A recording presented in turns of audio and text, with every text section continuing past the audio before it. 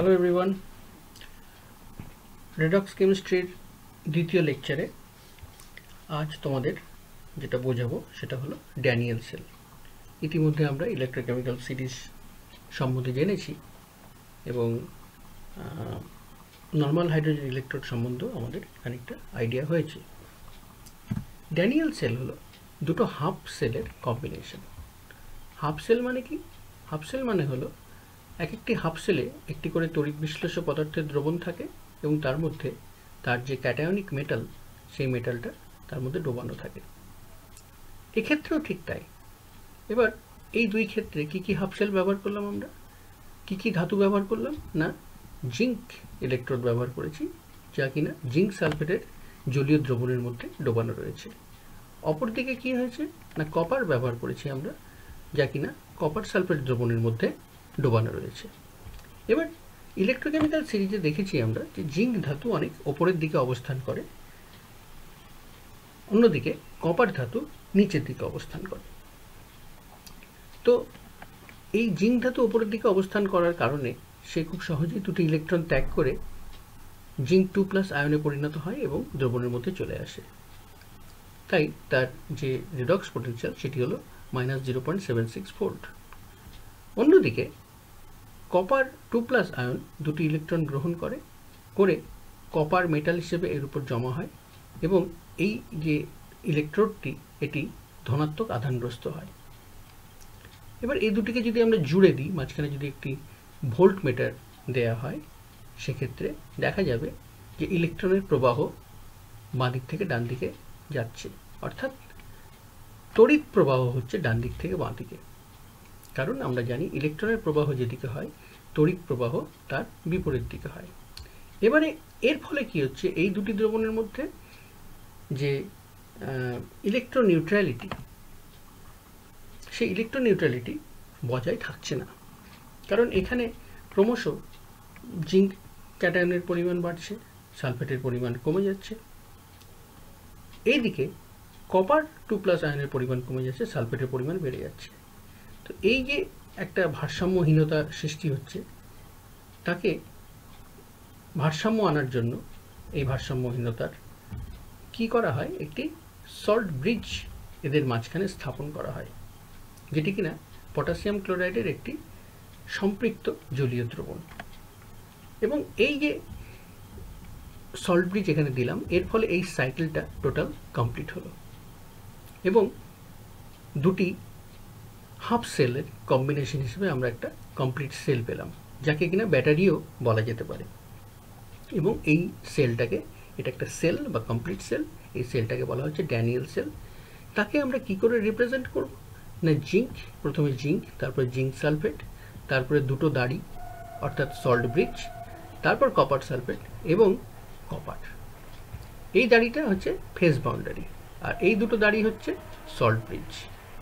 এবং সেখানে তাদের যে ভৌত অবস্থা, সেই ভৌত অবস্থাটাকেও আমরা বর্ণনা দিচ্ছি, অর্থাৎ জিঙ্ক সলিড থাকছে, জিঙ্ক সালফেট অ্যাকুয়াস থাকছে, এইভাবে তাদের ভৌত অবস্থাটা বর্ণনা দিচ্ছি। এবার ইলেকট্রনের প্রবাহ বাঁ দিক থেকে ডান দিকে যাচ্ছে, কিন্তু আমরা সেলটাকে লিখছি, মানে সেলের যে ওভারঅল পোটেনশিয়াল সেটাকে লিখছি ডান দিকের হাফ সেল মাইনাস বাঁ দিকের হাফ সেল, অর্থাৎ ক্যাথোড মাইনাস অ্যানোড। এবং এটি সবসময় একটি ধনাত্মক সংখ্যাই হবে। এবং এক্ষেত্রে দেখা যাচ্ছে যে কপারের +0.35 এই ভ্যালুটা থেকে জিঙ্কের -0.76 থেকে যদি বাদ দেওয়া হয়, তাহলে এর বিয়োগফলটা হচ্ছে 1.1 ভোল্ট এবং E0 মানে এটি 25 ডিগ্রি সেলসিয়াসে নেওয়া হচ্ছে এই মানটা। এখন এই যে বিক্রিয়াটা, এই বিক্রিয়াটা হচ্ছে একটি কি বিক্রিয়া না, সেল রিয়াকশন, যেখানে রাসায়নিক শক্তি তড়িৎ শক্তিতে রূপান্তরিত হচ্ছে। অন্যদিকে এর বিপরীত বিক্রিয়াটা কি বিক্রিয়া না, সেটি একটি তড়িৎ বিশ্লেষণ বিক্রিয়া অর্থাৎ ইলেকট্রোলিসিস রিয়াকশন, যেখানে কিনা এর বিপরীতমুখী বিক্রিয়াগুলি সংঘটিত হচ্ছে। অর্থাৎ এখানে যদি ভোল্টমিটার না দিয়ে আমরা যদি potential difference, external potential difference apply করতাম, যার মান কিনা 1.1 ভোল্টের থেকে বেশি এবং উল্টো দিকে আমরা সেটিকে অ্যাপ্লাই করছি, অর্থাৎ এদিকে পজিটিভ এন্ডটাকে দিচ্ছি এবং এদিকে নেগেটিভ এন্ডটাকে দিচ্ছি। তাহলে এই যে বিক্রিয়া দুটো দেখছো, এই দুটোই বিক্রিয়া জারণ বিজারণ বিক্রিয়া। এটা হচ্ছে একটি জারণ বিক্রিয়া, এটি একটি বিজারণ বিক্রিয়া। উল্টো বিক্রিয়া দুটি সংঘটিত হবে, অর্থাৎ জিঙ্ক জারিত না হয়ে জিঙ্ক 2+ বিজারিত হবে এবং কপার 2+ বিজারিত না হয়ে কপার জারিত হবে। তো একবার দেখে নেওয়া যাক যে এই সেল রিয়াকশন এবং ইলেকট্রোলাইটিক রিয়াকশন এই দুটোর মধ্যে পার্থক্যটা কোথায়। সেল রিয়াকশনে কি হয়, the chemical energy ইলেকট্রিক্যাল এনার্জিতে কনভার্টেড হয়। On the other hand electrolysis বা তড়িৎ বিশ্লেষণের ক্ষেত্রে কি হয়, ইলেকট্রিক্যাল এনার্জি কেমিক্যাল এনার্জিতে কনভার্টেড হয়। এক্ষেত্রে বিক্রিয়াগুলি কি হয় না, জিঙ্কের জারণ হয়, কপারের বিজারণ হয়। আর ইলেকট্রোলিসিসের ক্ষেত্রে উল্টোটা হয়, অর্থাৎ জিঙ্কের বিজারণ হয়, কপারের জারণ হয়। সবচেয়ে গুরুত্বপূর্ণ যেটা পয়েন্ট সেটা হলো যে সেল রিয়াকশন ইজ স্পন্টেনিয়াস, তার ডেল্টা জি নেগেটিভ। এবং এক্ষেত্রে যেটা হয়, এক্ষেত্রে কিন্তু স্পন্টেনিয়াসলি হয় না। এক্ষেত্রে যে বিক্রিয়াটা ঘটানো হয় সেটি জোর করে ঘটানো হয়, অর্থাৎ এক্সটার্নাল ইলেকট্রিক পোটেনশিয়াল অ্যাপ্লাই করে তারপর বিক্রিয়াটি উল্টো অভিমুখে ঘটানো হয়। অর্থাৎ এই যে জিঙ্কের বিজারণ বা কপার 2+-এর জারণ, এগুলি স্বতঃস্ফূর্ত ঘটনা। অন দ্য আদার হ্যান্ড উল্টো বিক্রিয়াগুলি অর্থাৎ জিঙ্কের বিজারণ এবং কপারের জারণ এগুলি অস্বতঃস্ফূর্ত ঘটনা, অর্থাৎ এই সকল ক্ষেত্রে ডেল্টা জি ভ্যালুটা পজিটিভ এবং এদেরকে জোর করে সংঘটিত করা হয়। ফলে we have to apply some external potential for this reaction. এবারে বলি সেল রিয়াকশনের ক্ষেত্রে অ্যানোড সবসময় নেগেটিভ হয়, ক্যাথোড পজিটিভ হয়।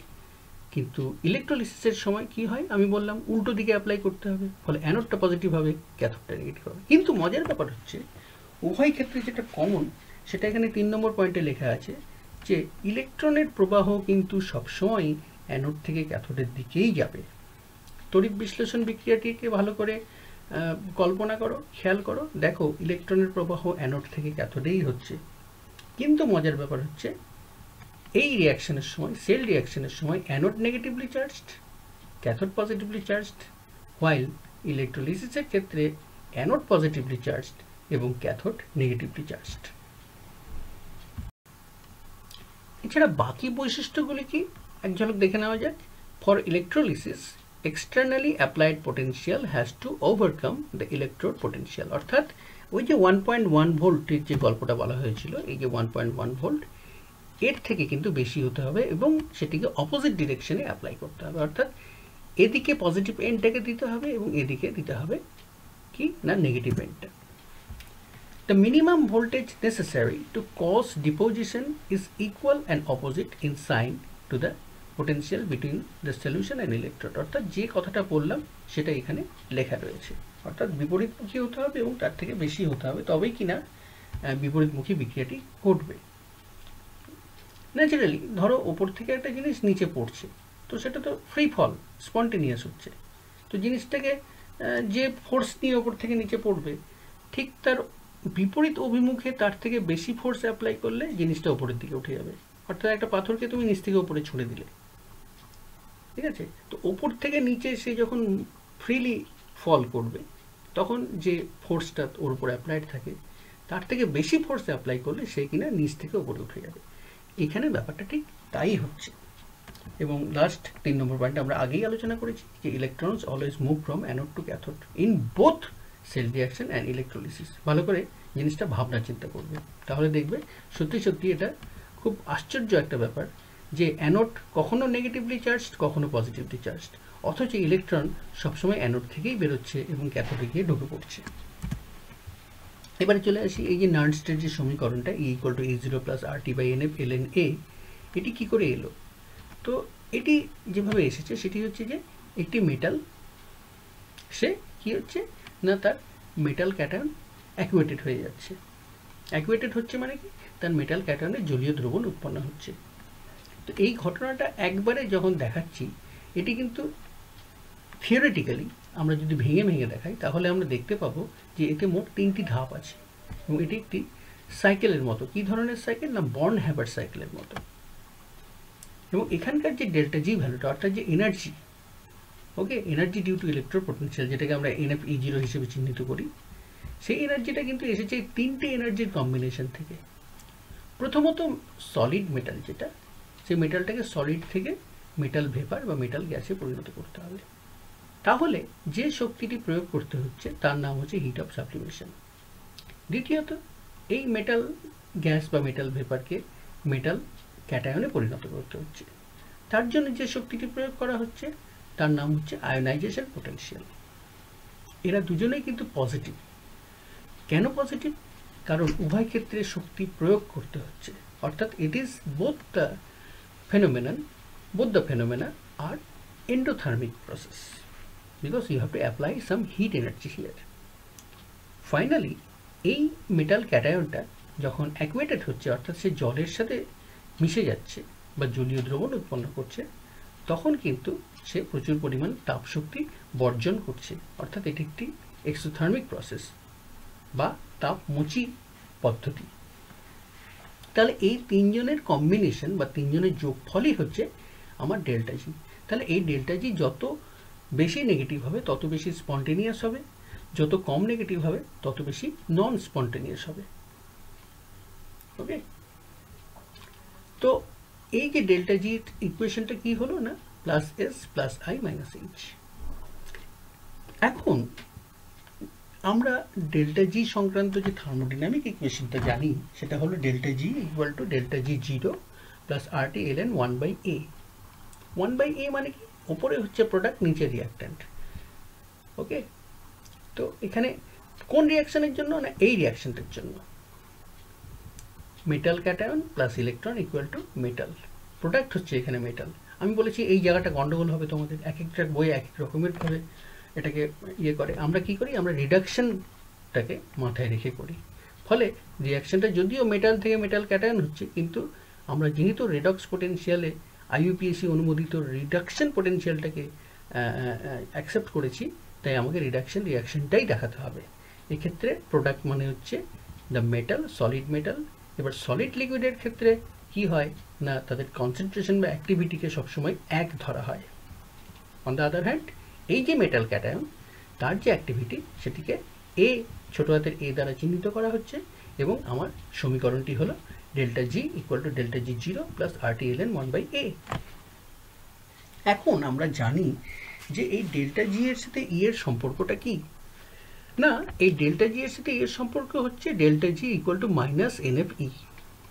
যদি সেটি স্ট্যান্ডার্ড স্টেটে হয় তখন ডেল্টা জি এর মাথায় এবং ই এর মাথায় একটি করে জিরো বসে যায়, তখন সম্পর্কটি হয়ে যায় delta G zero equal to minus NFE0। তো এই দুটো মানকেই আমরা যখন এখানে বসাবো তখন এই সমীকরণটি পাওয়া যাবে এবং তাকে রিঅ্যারেঞ্জ করলে এই 1 নম্বর সমীকরণটি পাওয়া যাবে, যাকে কিনা আমরা বলছি নার্নস্টের সমীকরণ। সুতরাং এক একটা বইয়ে এক এক রকমের কনভেনশন থাকলেও তোমরা একদম কনফিউজড হয়ে যাবে না। তোমরা যেটা করবে বোল্ডলি করবে, IUPAC অনুমোদিত নিয়মটাকেই মেনে চলবে। সেক্ষেত্রে সবসময় বিজারণ বিক্রিয়াটাকে দেখাবে, প্রোডাক্ট হিসেবে মেটালকে দেখাবে এবং রিঅ্যাক্ট্যান্ট হিসেবে মেটাল ক্যাটায়নকে দেখাবে এবং এখানে এই চিহ্নটা প্লাস চিহ্ন ব্যবহার করবে। ঠিক আছে, এবারে দুটো ছোট প্রশ্ন, যে ট্রানজিশন মেটালের কেন ইলেকট্রন ত্যাগ করার প্রবণতা কম এবং অ্যালকালি এবং অ্যালকালিন আর্থ মেটালগুলোর ইলেকট্রন ত্যাগ করার প্রবণতা বেশি, তাকে আমরা এই যে সমীকরণটা দেখছো এই সমীকরণের সাহায্য দিয়ে খুব সহজেই ব্যাখ্যা দিতে পারি। সেটা কি না, ট্রানজিশন মেটালগুলোর ভেরি হাই পজিটিভ এস এবং আই ভ্যালু আছে, ফলে তাদের less negative delta G value থাকবে। এবার ডেল্টা জি যত বেশি নেগেটিভ হবে তত বেশি স্পন্টেনিয়াস হবে, যত লেস নেগেটিভ হবে তত নন স্পন্টেনিয়াস হবে। So it will become less negative, that means it will become non-spontaneous. That is why metals like platinum, silver, gold, তাদের টেন্ডেন্সি থাকে ইলেকট্রন ত্যাগ না করার। On the other hand alkali metal এবং alkaline earth metal অর্থাৎ কিনা S block যে এলিমেন্টগুলো, তাদের ক্ষেত্রে উল্টো ঘটনাটা ঘটে, অর্থাৎ তাদের খুব এই যে এস ভ্যালুটা সাবলিমেশন, হিট অফ সাবলিমেশন, সেটি খুব অল্প হয়, কারণ আমরা জানি তারা সফট মেটাল, খুব সহজেই তারা উবে যায়, ফলে তাদের হিট অফ সাবলিমেশনটা খুব অল্প হয়, আর আয়নাইজেশন পোটেনশিয়ালটাও তাদের খুব কম, তাই তাদের more negative delta G value পাওয়া যায়। মোর নেগেটিভ মানেই high tendency to get ionized. তাহলে লিথিয়াম, সোডিয়াম, পটাশিয়াম এদের ক্ষেত্রে ডেল্টা জি ভ্যালুটা অত্যধিক নেগেটিভ হওয়ার কারণে, কারণ ওখানে একটা মাইনাস এইচ টার্ম আছে, সেই জিনিসটাকে বেশি নেগেটিভ করে দেয়, তার ফলে কি হয় যে এরা সহজে আয়নিত হয়ে যায়। তো আজ তাহলে এইটুকুই থাক, পরবর্তীতে আমরা কেমিক্যাল ইকুইলিব্রিয়ামের সাহায্য নিয়ে এদেরকে আলোচনা করব। তো ততক্ষণ অবধি তোমাদের থ্যাংক ইউ ভেরি মাচ, ভালো থেকো, গুড বাই।